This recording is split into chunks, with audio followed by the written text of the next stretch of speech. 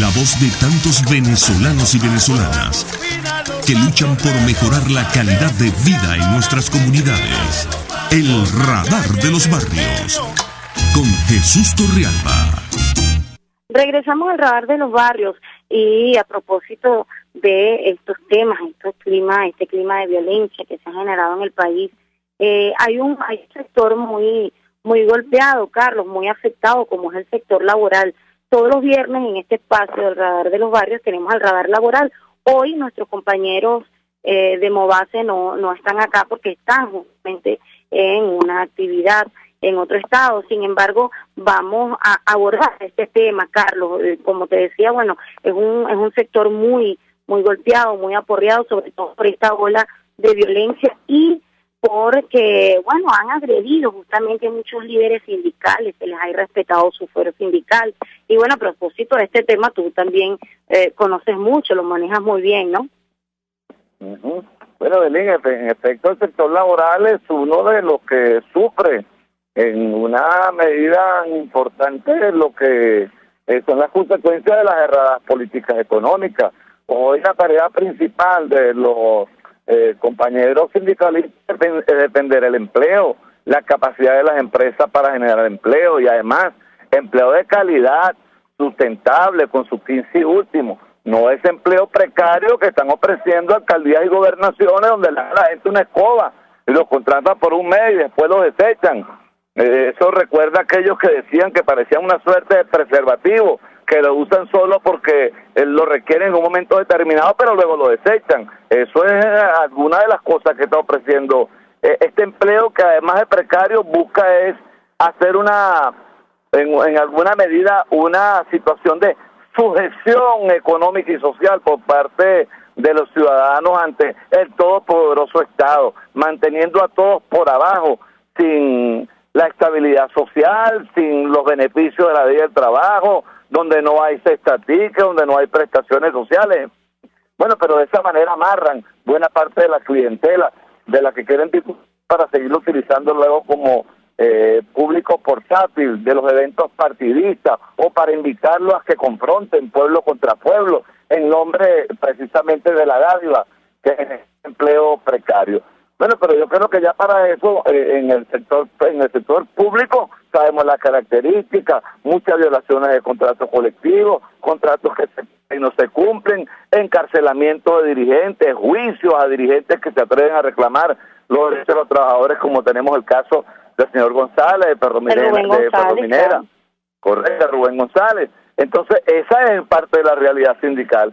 Pero en la empresa privada que hace un esfuerzo, aquella que sobrevive, aquella que optó no por importar, no por hacerse socio de algún gran burócrata del gobierno, eso que consiguieron en los chinos unos extraordinarios socios para traer de todo, chapita, barajita, álbumes, en fin, hojalata, todas esas cosas que traen los chinos. No estamos hablando de empresarios que se asociaron, los que llaman los nuevos chaviburgueses, no, estamos hablando de gente que tiene años en Venezuela tratando de levantar, de construir un sector progresista, empresarial, que genere empleo de calidad.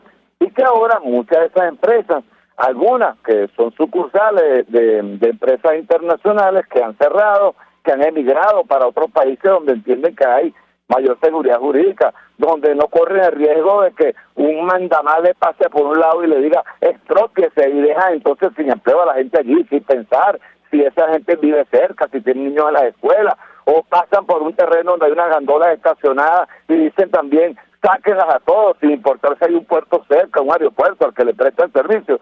Bueno, no, es el sector privado que es atropellado en nombre de que lo público todo lo puede, todo lo...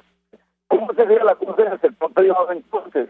Si tenemos nosotros empresas, por cierto, empresas de responsabilidad social, como ha sido Empresa Polar, Evelyn, yo te quiero decir, la diputada Gladys Requena, diputada del Estado Vargas, vive en una casa que construyó Chico la Fundación Mendoza, ahí vive la diputada Gladys Requena, en una maravillosa casa construida por la Fundación Mendoza.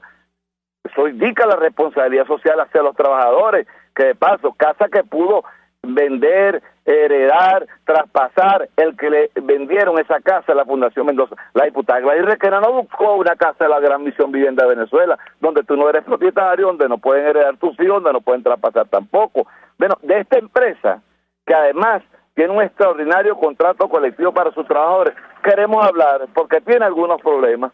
Tenemos allí al señor en línea, al dirigente sindical, Johnny Magdaleno. Johnny, ¿cuál es la situación que presentan ustedes en este momento con la planta polar en Valencia? Pues mira, primero que todo, gracias por la oportunidad que nos dan. Bueno, en este momento, como bien lo venía diciendo, Holanda no escapa de la problemática que tiene ese país hoy en cuanto a lo que son los límites de materia prima para la producción. Hoy, en una de las empresas que está en el estado de Carabobo, como lo es Suprema en Balí, se dedica al ramo de fabricar los potes, las latas para lo que son refrescos y cervezas.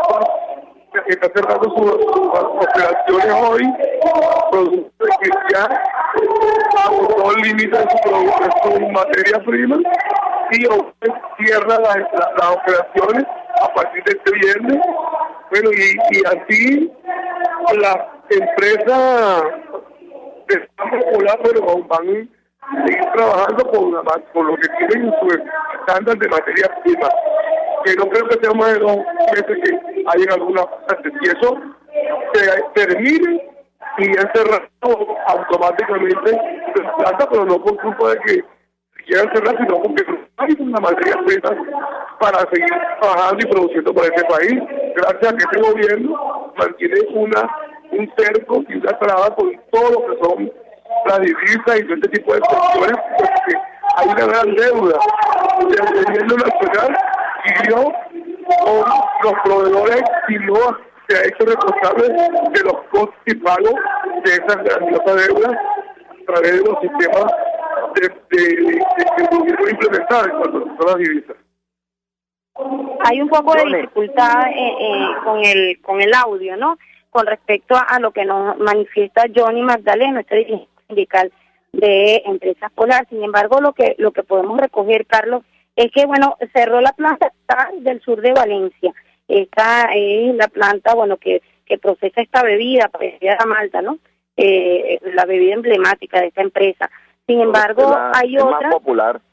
La más popular, sí. Y nos manifiesta que posiblemente el próximo viernes cierre la otra planta, que es donde procesan las gaveras, las tapas, sencillamente no porque quieren, sino porque no hay materia prima, ¿no? Fue un poco lo que pudimos recoger, Carlos. Johnny, perdona, Evelyn, lo que nos dice Johnny también es para, a veces la gente no entiende el lenguaje técnico de nuestros economistas. Quizás José Guerra es el que más se acerca pedagógicamente hablando, que nos hace entender con una claridad extraordinaria lo que a él le costó más de 10 años de estudio de economía, con pregrado, posgrado, doctorado, PhD, toda esa cosa que tiene José Guerra, pero que nos lo explica de manera tan didáctica, tan pedagógica, que hasta los que somos ignorantes en la materia lo entendemos tan facilito. Pero es que muchos dicen, pero no dejan de producir tal producto, esta bebida muy popular de la empresa popular, pero resulta que es que no es solo el agua, y no es solo el maíz, o no es solo el producto que fermente con el cual se elabora, es que además tienes el problema de la botella, tienes el problema de la chapita, tienes el problema de la tinta que imprime, porque además son requerimientos de ley, debe tener impreso el registro sanitario, número de licencia, es decir, en los envases que se trasladan, toda una característica, o sea, son más de 25 componentes que se incorporan para que finalmente usted llegue allí a la mesa o llegue al sitio y pida entonces ese determinado producto. Eso pasa hasta con la harina de maíz precocido. A usted no le van a llevar la harina de maíz precocido en un montoncito de papel como hacíamos antes. O sea, quienes compramos en los años 60 en la bodega de nuestro barrio, veíamos cómo el portugués agarraba un poquito de café, lo sacaba, lo echaba en un papel y lo envolvía. Y lo mismo pasaba con un pedazo de papelón. O sea, ¿a dónde nos quieren llevar? O sea, ya nosotros estamos en el siglo XXI. Ya si nos quieren llevar para atrás, para la década de 60, donde además llevabas el perolito de aceite de lingua, yo lo recuerdo. Llevábamos un perolito, una botella. Nosotros sabemos que tú eres los menudos para acá, Evelyn, pero nosotros llevábamos una botellita, un frasquito, un frasco cualquiera, y le decíamos al portugués, al paisano Sebastián, que nos vendiera medio de aceite y medio de papelón y 4 litros de querosén que costaba un bolívar. Ese era Venezuela en los años 60, porque además teníamos cocina de querosén. O sea, si nos quieren llevar para allá, que ya no podremos porque el querosén está a 27 bolívares un litro, pero bueno, para seguir hablando de estas cosas, vamos a tener suficiente espacio, suficiente tiempo. Mientras tanto, Evelyn, creo que debemos ir al corte y de seguida regresamos con más de Radar de los Barrios. RCR 750 AM, porque lo bueno une. El siguiente espacio educativo está dirigido a niños, niñas y adolescentes.